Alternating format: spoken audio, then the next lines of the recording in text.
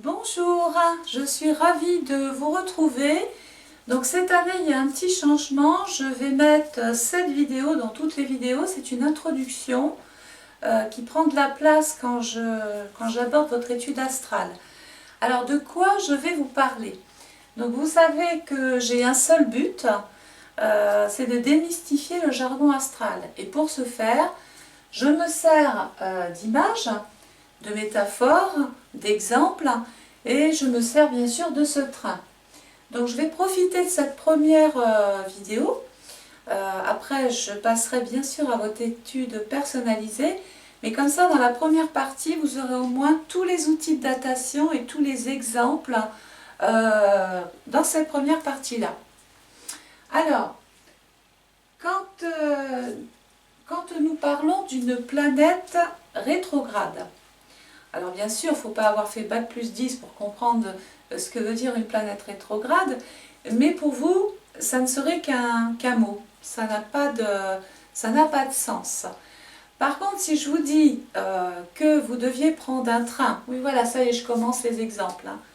Si vous devez prendre le train, vous avez avec vous vos bagages, vous avez votre portable, vous avez tout ce qu'il faut, les dossiers, les papiers, bref. Vous deviez faire un voyage pour une situation bien précise. Vous avez réservé votre billet, etc., etc. Le train part, donc ça veut dire qu'il avance. Donc on considère à partir de là que là où les planètes sont en mode direct, elles sont dans un mouvement qu'on ne peut plus arrêter. Puis tout d'un coup, on a ce train qui va tomber en panne à un moment donné en pleine campagne. À partir de là, il y a le blocage, ça veut dire que la planète commence à se mettre ici en mode rétrograde. Alors qu'est-ce qu'on fait pendant ces périodes-là? Alors on est effectivement, bon, la première chose qu'il faut retenir, c'est bien sûr vous serez en retard à votre rendez-vous, donc il y a une notion de retard et de ralentissement. Pour autant, qu'est-ce qu'on peut faire? Déjà on va aller voir ce qui se passe. Donc on se renseigne pendant ces périodes rétrogrades. Ensuite, on n'est pas spécialisé, on n'est pas le technicien qui va réparer le train. Donc ça veut dire que vous n'êtes pas habilité pendant ces périodes rétrogrades à vous occuper de situations que vous ne maîtrisez pas. On peut regarder, écouter, mais ce n'est pas vous qui allez réparer le train. D'une part, vous n'êtes pas qualifié, et puis ensuite, vous n'êtes pas là pour ça. Donc, pendant ces périodes rétrogrades, le but, c'est effectivement de mettre ce temps à profit. Ben oui, vous n'allez pas rester assis à attendre qu'on vienne réparer ce train et puis gâcher ce temps-là, en fait. Alors, peut-être que vous avez votre portable, vous deviez aller à ce rendez-vous, vous étiez parti avec des dossiers, vous deviez régler des choses, discuter de choses, bref, peu importe. C'est peut-être le moment de relire les choses ou de faire le ménage un petit peu dans tout ce qui vient perturber votre vie. Donc on va se servir de son téléphone, on va appeler, déjà pour prévenir. Donc c'est une période, pendant ces périodes rétrogrades, où on prévient de quelque chose. Et puis ensuite, on avait signé un dossier peut-être, et puis on allait se rendre à ce rendez-vous pour le déposer. Pendant cette période rétrograde, on va se dire, tiens, si je remettais le nez dans mes affaires. Voilà. Donc vous avez compris qu'en période directe, on part très vite. Donc là, plus rien ne peut s'arrêter en bon comme en mauvais. En période rétrograde, c'est pas qu'on ne puisse rien faire, mais on est un peu bloqué de par une situation que l'on subit ou qu'on a provoqué soi-même, c'est la même chose. Enfin voilà, j'espère que vous comprendrez le sens des périodes dites directes et des périodes dites rétrogrades. Et quand vous pensez rétrograde, pensez à mon train. Maintenant, vous pouvez vous munir d'un stylo, ou vous réécouterez la vidéo. Je vais vous donner les périodes des planètes, que je vais développer ensuite, de façon à ce que vous ayez un outil de datation devant vous. Alors, on va parler de Jupiter. Jupiter va rentrer dans le Verseau en 2021, il y sera du 20 décembre 2020 au 13 mai 2020, d'une part. Ensuite, dans le Poisson, il y sera du 14 mai 2021 au 28 juillet 2021. D'ailleurs, à partir de là, Jupiter dans le Poisson, il est en domicile, il est très bien dans ce signe.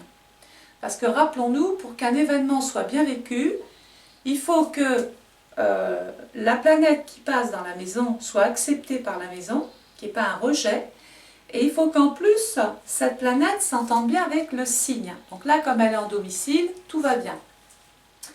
Ensuite, Jupiter va repasser dans le Verseau en mode direct. Rappelez-vous, le train repart à vive allure.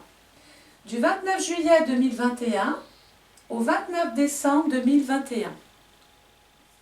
Voilà pour Jupiter. Ensuite, cette planète va se mettre en mode rétrograde et repanne de train. Du 31 juin 2021 au 18 octobre 2021.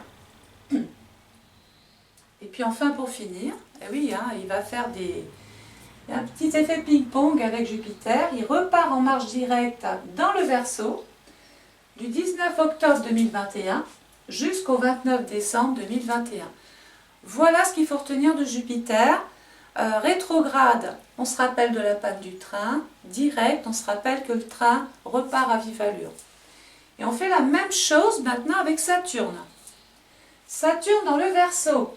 Donc on constatera quand même qu'en 2021, il y a quand même des planètes qui ont vraiment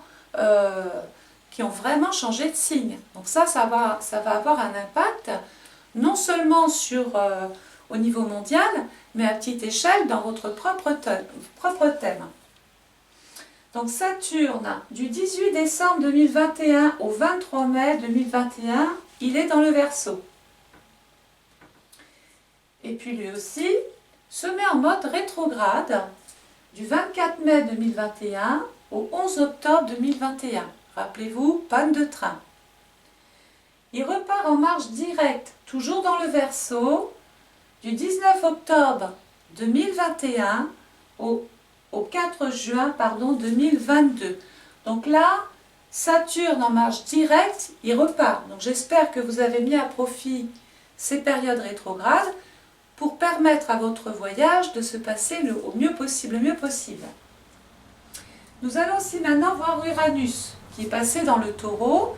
On voit qu'au niveau mondial, ça secoue un peu l'économie. Dans le thème de chaque individu, en fonction de où se trouve la planète, je parle de la maison bien sûr, on va voir ce qui va venir bousculer.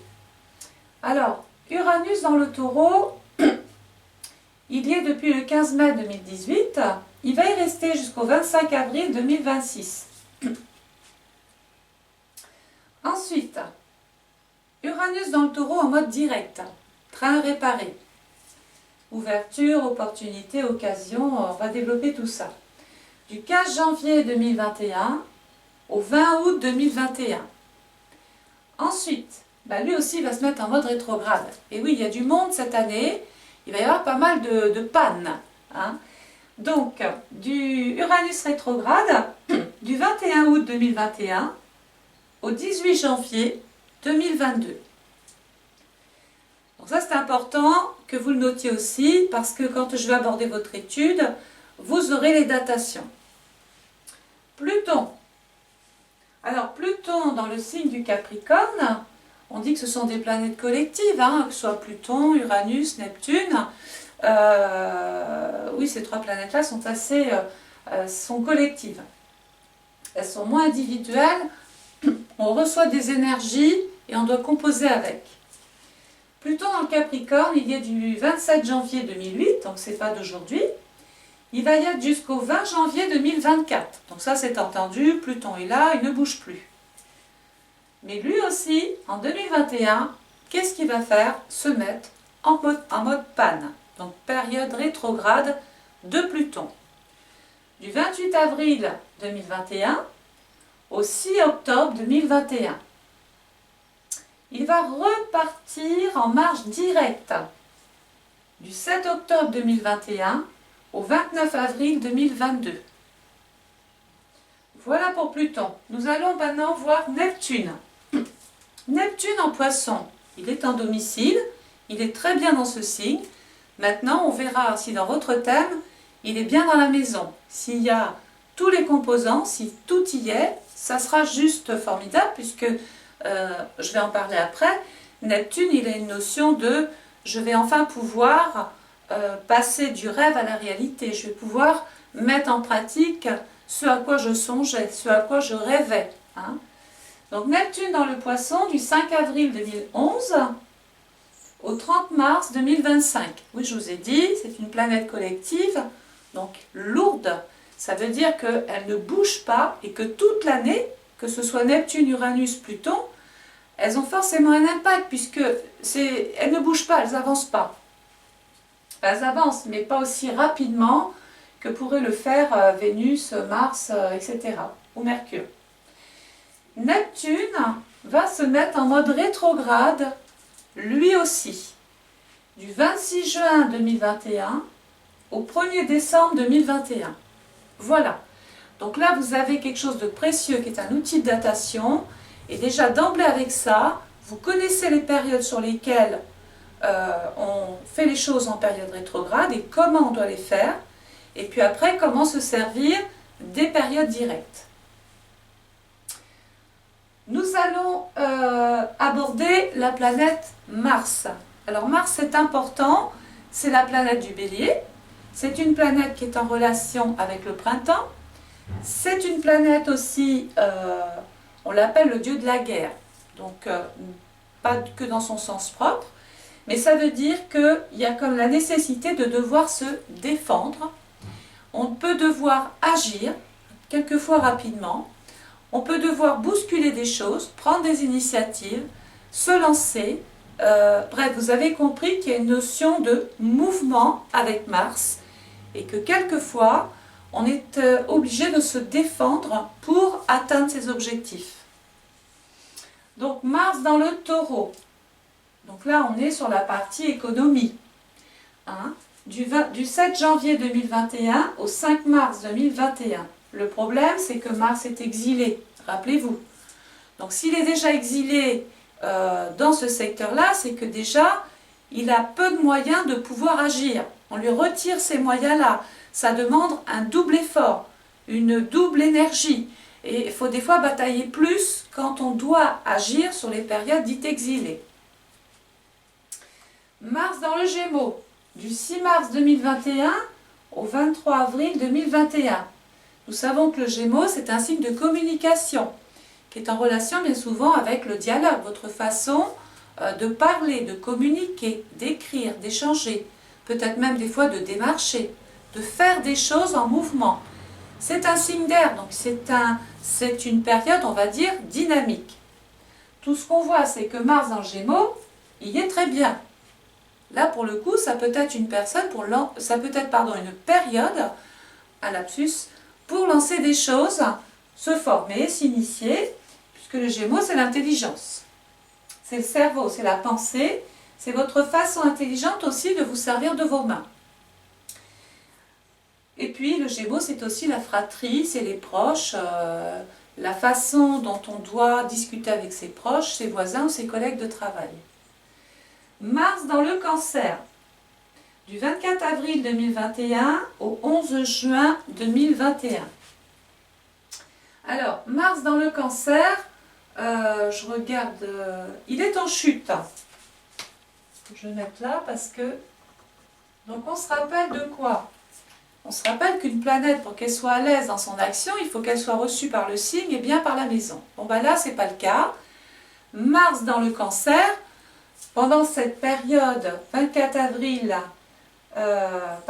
du 24 avril au 11 juin, ça peut représenter des tensions avec la famille ou des choses à régler par rapport à son passé. Peut-être que les sentiments sont mis à rude épreuve, puisque le Cancer, c'est l'émotivité, c'est les émotions. Donc il y a une notion de devoir agir, mais peut-être aussi parce que ce n'est pas unilatéral, on peut devoir se faire attaquer par sa famille, par son passé ou par des histoires qui vous lient au passé, et il y a une notion de devoir se défendre. Donc est-ce que c'est une période pour le faire? Si on peut le faire en période Gémeaux, c'est mieux. Si on doit le faire en période Cancer, ça va demander simplement une double, voire une triple énergie. pour faire aboutir les choses. Ensuite, vous avez Mars qui va tomber dans le signe du Lion. Donc le Lion, c'est un signe d'été, donc déjà on a une période. Mars dans le signe du Lion, il y est très bien. Il y est du 12 juin 2021 au 29 juillet 2021. Donc, c'est une période idéale pour entreprendre, créer, innover, concevoir, parler enfants, parler amour, s'adonner à des loisirs, à des hobbies, se faire plaisir, peut-être même avoir un nouveau rôle à jouer. Mars dans le signe de la Vierge, du 30 juillet 2021 au 14 septembre 2021. Mars dans le signe de la Vierge, il est exilé, un petit peu comme tout à l'heure quand il était dans le Taureau. La Vierge, c'est en relation avec, c'est un signe de terre, mais c'est un signe qui nous met dans une phase de réflexion, d'analyse, et peut-être que Mars, ici, nous oblige à prendre des décisions peut-être trop tôt. Elles sont pas assez, les décisions n'ont pas été assez réfléchies. On n'est peut-être pas prêt à trancher, à décider. Il peut être aussi question de s'occuper davantage de sa santé ou de celle des autres, sauf si vous travaillez dans le domaine de la santé. Bien souvent, la Vierge représente aussi les petits animaux domestiques. Pour une raison ou une autre, on peut devoir s'en occuper. Tout ce qu'on sait que c'est dans la Vierge, il va falloir, c'est une notion de réflexion, d'analyse. On doit être pragmatique, on doit faire la part des choses. On doit peser le pour et le contre, avant de pouvoir décider de la vraie décision qu'on va prendre et d'agir. Mars, dans le signe de la Balance, qui est un signe d'air, est en exaltation. Alors là, c'est l'épanouissement. Dans la Balance, c'est le rapport aux autres. Je suis là, je vous parle, je suis déjà en contact avec vous. On pourrait penser qu'on est déjà tous les deux dans une phase Balance. Il y a des échanges. On essaye de parler, de se comprendre et de trouver une sorte ou une forme d'équilibre. Voilà un petit peu dans la vie ce que ça peut représenter. On est aussi lié à son partenaire, à son conjoint, on est lié à ses amis, on est aussi lié à son employeur, et puis quand on est à son compte, on est lié à l'État, parce qu'on paye des charges et qu'on est lié indirectement aux autres. La Balance représente aussi l'uniforme. Alors, ça dépend, tout dépendra de où tombera cette planète et ce signe dans la maison. Et là, tout de suite, dans la Balance, ça représente le juriste, l'expert, l'avocat, le conseiller, celui qui défend. Rappelons-nous, quelquefois, sur le plan mondial, ça représente l'armée, ça représente la gendarmerie, les CRS, les huissiers, etc., etc. Donc tout ça, c'est pour bien vous mettre en situation. Peut-être qu'on intente quelque chose dans le but d'obtenir des résultats, mais peut-être qu'on se fait aussi attaquer, sauf que comme c'est une bonne période, on a des moyens d'agir. Vous allez avoir en plus, par la suite, Mars dans le signe du Scorpion. Alors Mars dans le Scorpion, deuxième bonne nouvelle, il y est très bien. On dit qu'il est en période d'exaltation aussi, mais d'autres diront qu'il est aussi en domicile. Alors c'est du jargon astral, je fais court, ça veut dire qu'il est chez lui. Un petit peu comme vous seriez chez vous dans votre maison, et bien chez vous, vous faites ce que vous voulez. La planète va faire pareil, elle fonctionnera pareil, du 31 octobre 2021 au 13 décembre 2021. Donc si on a envie de changer de vie, de changer de situation, d'aller vers une forme de renouveau, de faire une demande de prêt, puisque le Scorpion est en relation avec les organismes financiers. C'est pas l'argent du travail, le Scorpion, c'est les assurances, c'est les pensions, les retraites, les allocations, les pensions d'eux, c'est aussi les crédits, les organismes de crédit, et tout ce qui nous relie indirectement avec la mort, donc les héritages, les legs, les donations, les successions et le partage, les sociétés, les SCI, etc. Sauf que comme on est dans une bonne période, on peut bien évidemment beaucoup plus agir aisément ici. Et enfin, Mars dans le signe du Sagittaire, du 14 décembre 2021 au 24 janvier 2022, il y est très bien. Donc c'est peut-être l'occasion pour vous déjà d'emblée de faire un voyage, de prendre de la distance.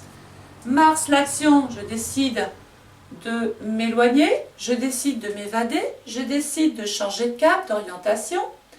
Je peux vouloir me faire muter, travailler dans un autre service. Je peux aussi, parce que le Sagittaire, ce sont des coutumes différentes. Il peut y avoir donc un rapport avec l'étranger. C'est aussi un signe qui nous met en relation avec la méditation, avec le yoga, mais aussi les hautes administrations. Hein, ça peut être le conseil général, régional, ça peut être les ambassades. Vous voyez, tout ça, c'est pour vous dire qu'on a un rapport dominant avec les tribunaux, avec enfin, tout ce qui est au-dessus. Je n'ai pas tous les noms, mais vous avez compris que quand Mars est déjà dans le Sagittaire, c'est qu'on est passé, on n'est plus dans les petites administrations du Gémeaux, on est obligé d'aller plus haut. Hein, voilà. Enfin, je vais terminer là-dessus. C'est important que vous ayez cette première partie-là. Autour du zodiaque, il y a des saisons. Alors moi, j'aime travailler avec les saisons parce que je me dis que, par exemple, on ne mange pas de fraises en hiver. Et si ça se fait, c'est qu'il y a quelque chose qui est contre nature. C'est parce que on a forcé le fruit à pousser dans un contexte qui n'est pas normal. Donc, pendant les périodes hivernales, et bien souvent c'est tout le premier trimestre d'une année, pendant l'hiver, qu'est-ce qu'on fait? Ben déjà, le contexte change. Donc c'est toujours des métaphores, mais c'est pour bien vous mettre dans votre situation, dans la situation dans laquelle vous allez vous retrouver. Ça veut dire quoi? Ça veut dire que l'hiver, déjà, le paysage change. Donc on va devoir s'adapter à cette nouveauté, comme il faudrait s'adapter à un changement de contexte ou un changement de vie. Pendant les périodes hivernales, on rencontre du retard. On avance moins vite, on doit être prudent, on doit jouer la carte de la prudence. Donc on est dans une position bien souvent d'attente de jours meilleurs. On en profite bien sûr pour beaucoup plus songer, beaucoup plus penser, analyser, réfléchir. C'est constructif ça. C'est pas parce qu'on ne peut pas planter de fraises qu'on ne peut rien faire. Le fait déjà de travailler un projet, de bien le consolider, c'est déjà semer quelque chose. Et puis pendant ces périodes hivernales, on ne peut pas prendre trop de risques non plus. Si vous courez trop vite sur la neige, vous risquez déjà de tomber, voire vous faire mal, et au pire, vous blesser, donc vous paralyser. Donc ça veut dire qu'on ne prend pas trop de risques pendant ces périodes hivernales, et surtout au premier trimestre. Donc on a compris qu'il fallait aller doucement, qu'il fallait s'adapter. On a compris qu'il y avait une notion de lenteur. Ça peut être aussi une période de calme, de repos, d'isolement. Hein, aussi, on est bien devant sa cheminée. On peut savourer un autre environnement, se découvrir quelque chose de nouveau. On était bien dehors, finalement on est bien chez soi. Donc on est apaisé. C'est aussi une période où il faut se protéger, parce que pour sortir, vous ne pouvez plus sortir comme vous le faisiez l'été. Donc on va se couvrir. Et quand on se couvre, ça veut dire qu'il faut protéger. Il faut se protéger ou protéger la maison aussi, que l'on va développer tout à l'heure. On va aussi faire attention à sa sécurité. Hein, parce que si on doit prendre par exemple, c'est toujours un exemple, imaginons que vous deviez prendre votre voiture, vous ne pouvez plus rouler comme en été ou au printemps. Vous allez devoir penser à vous équiper, peut-être même mettre des chaînes, pour pouvoir vous rendre à un endroit où régler des choses. Donc il y a une notion de je dois m'équiper, je dois faire attention, je ne dois pas avancer trop vite, et il y a une notion encore de prudence. Donc bien sûr, on a compris qu'on ne peut pas tout faire pendant les périodes hivernales, et puis vous en conviendrez, il y a des animaux qui hibernent pendant les périodes hivernales. C'est pas bête finalement, l'humain peut aussi avoir cette attitude-là. Il s'est dit, voilà, pendant l'automne j'ai tout rangé mon bois, j'ai prévu pour l'hiver, donc il y a une notion de prévoyance. Et puis maintenant, je suis confortablement dans ma vie, je peux vivre avec ce que j'ai rangé, avec ce que j'ai prévu en réserve, etc. Ensuite, le printemps. Le printemps correspond toujours sur votre carte du ciel au deuxième trimestre. Donc le printemps, il se passe quoi? Bah déjà, contrairement à l'hiver, on voit des choses. Donc quand je parle de choses, je parle de la nature, mais c'est important parce que dans votre vie, ça, on peut faire une corrélation. Le printemps, ça bourgeonne. On ne sait pas ce qui va pousser. On sait qu'on a lancé des choses, on a médité pendant l'hiver, on a construit une espèce de tableau de bord, on est sûr de soi, donc on a commencé à semer quand même malgré tout des petites choses, et puis ça commence à émerger. Donc il y a une sensation aussi, le printemps, hein, les oiseaux chantent, le ciel est beaucoup plus bleu. Humainement, on a l'impression que la vie va beaucoup mieux aussi. Donc on se réveille, la nature se réveille, mais vous aussi, quelque part. On dit que la sève monte, donc il y a une notion d'énergie, quelque chose qui remonte en vous et qui vous permet d'agir. On se sent donc plus libre de faire les choses et puis de réussir des petites choses, de mettre en application tout ce dont on a plus ou moins, quand on a cogité ici, on met en application au printemps certains projets, certaines situations. Vous avez ensuite l'été. Alors l'été, bah ça y est, hein, on n'est plus dans le printemps à se poser qu'est-ce qui va fleurir. Non, les résultats sont là. L'été, c'est bon, on est content de son jardin, ça donne ce à quoi on pensait en hiver. Le résultat, il est là. Il n'y a plus de doute. Et peut-être qu'on a fait de mauvais choix. On a peut-être planté des choses là où il ne fallait pas. Et donc, on est déçu. Bah, les résultats qu'on attendait ne correspondent pas justement à l'idée que vous en étiez fait. Donc, on a compris que pendant l'été, c'était un résultat qui tombait. Il y a aussi une forme d'épanouissement, forcément.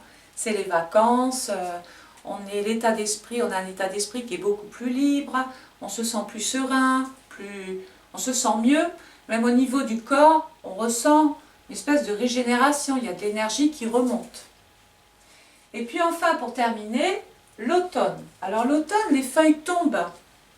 Donc ça veut dire qu'il y a des choses qui vont se séparer de vous, dont vous allez vous séparer parce que c'est normal.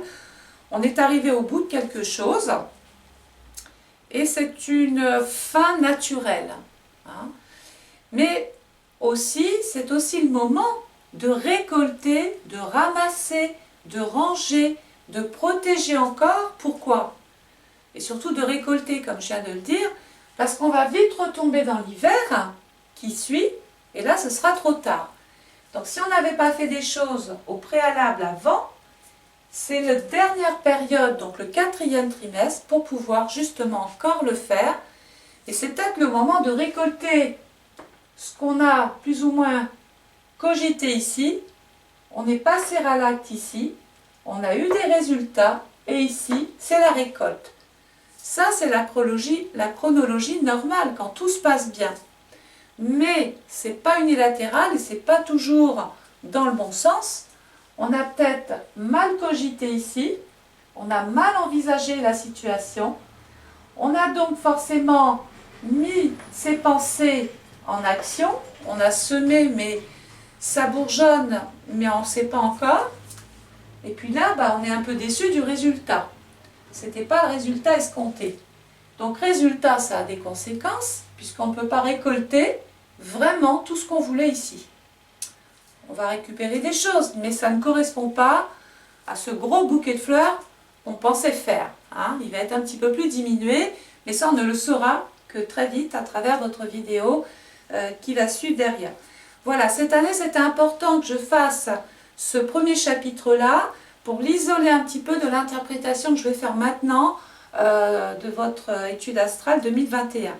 J'espère que ça vous a plu, que ça va vous donner le temps de prendre des notes, mais surtout de bien comprendre l'astrologie autrement.